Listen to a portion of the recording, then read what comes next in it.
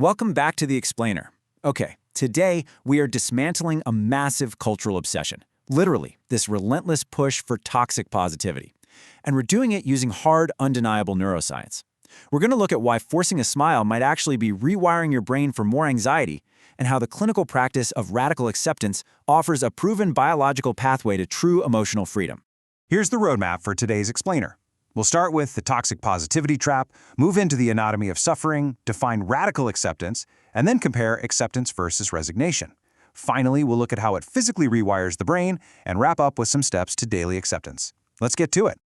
All right, Section 1, the toxic positivity trap.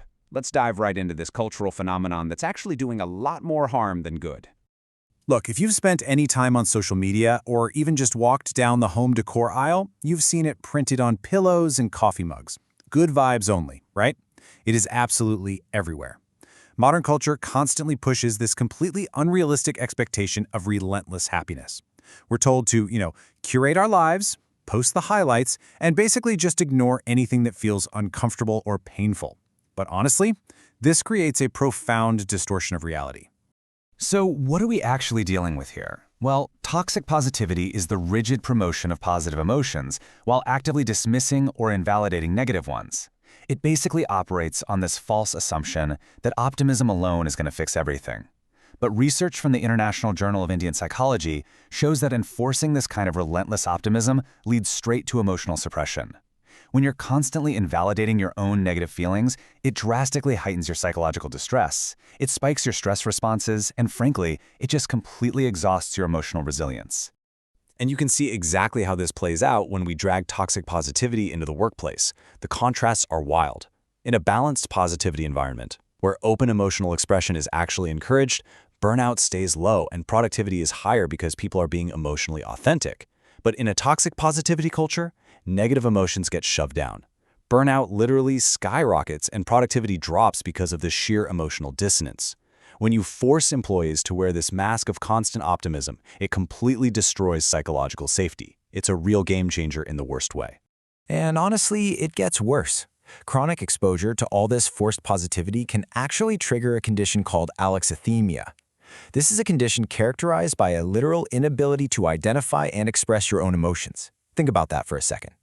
When an environment constantly discourages you from expressing anything negative, your brain's emotional processing literally gets impaired. You lose the ability to articulate your own emotional states. And research shows that this drastically increases your risk for social isolation, anxiety, and depression. Moving on to Section 2, the anatomy of suffering. Let's see how all this builds into actual physical changes in our nervous system. We really need to draw a hard line here between pain and suffering. They are not the same thing.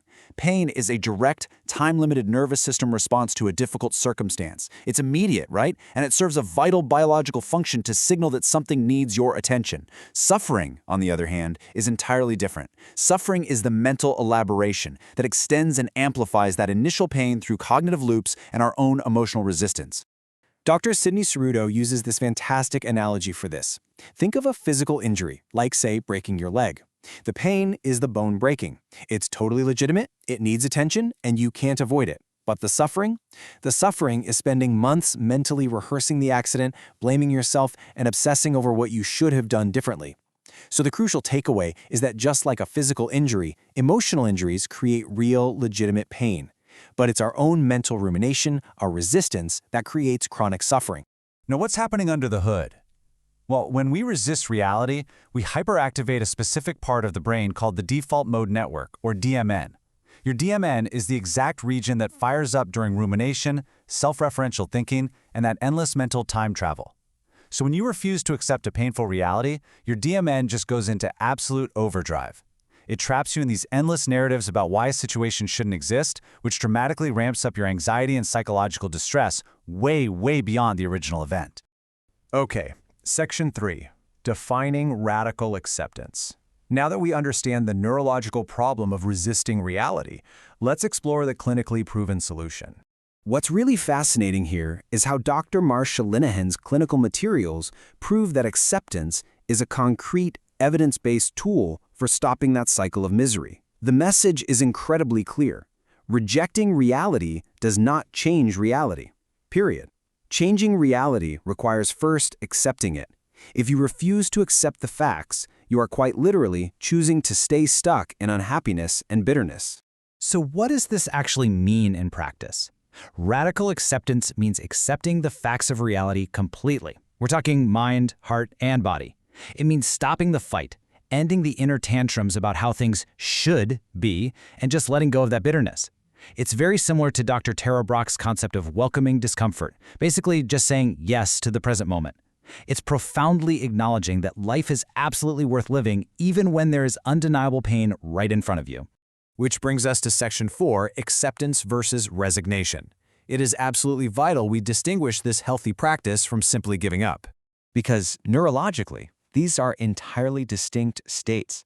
When you practice genuine radical acceptance, your prefrontal cortex, the executive center of your brain, remains fully active. You aren't shutting down.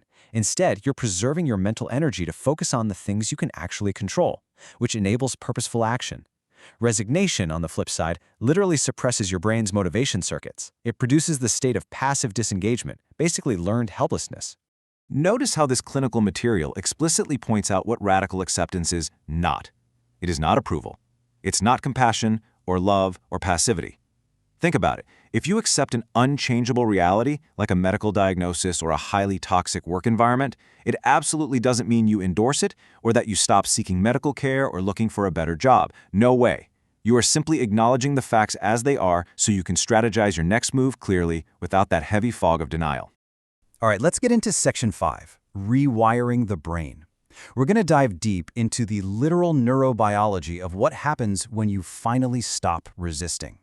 When you practice acceptance, you are physically altering your brain's functional networks.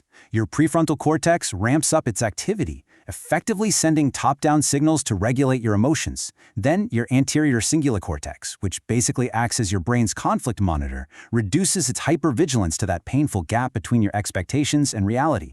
And most importantly, your amygdala, your brain's primal threat detector, actually decreases its reactivity. You're engaging executive control while actively calming your brain's automatic alarm systems. And I really want to emphasize this astonishing metric from Dr. Cerullo's research. When you practice genuine acceptance, your brain physically shifts from sympathetic to parasympathetic dominance. It releases oxytocin, it halts the stress cascade, and because of this, your cortisol levels, that primary stress hormone that's just ravaging your body during resistance, can drop by up to an incredible 23% within minutes. Think about that. That is the literal physical power of letting go. Finally, Section 6. Steps to daily acceptance. So how do we actually apply all this neuroplasticity to our everyday lives? This is Dr. Cerullo's real-time stop protocol. It's designed to be used during moments of peak emotional intensity, which, by the way, is exactly when your brain's neuroplasticity is at its highest. Step 1. Stop. Literally pause whatever you're doing to interrupt those automatic neurological reactions. Step 2. Take a breath. This manually activates your parasympathetic nervous system to calm the amygdala. Step 3. Observe. Just notice your thoughts and physical tension without judgment, which engages the prefrontal cortex. And finally, Step 4. Proceed. Consciously choose to accept reality exactly as it is, and then determine your next actionable step. We also have Dr. Linehan's robust clinical steps from dialectical behavior therapy. First, observe that you are fighting reality. Catch yourself having those "it shouldn't be this way" thoughts. Second, remind yourself that reality simply cannot be changed. Third, practice accepting with your whole self. And that means actually relaxing your facial muscles and your physical posture, not just your thoughts. And finally, practice opposite action. List the behaviors you'd do if you did fully accept the facts, and then act as if you already have.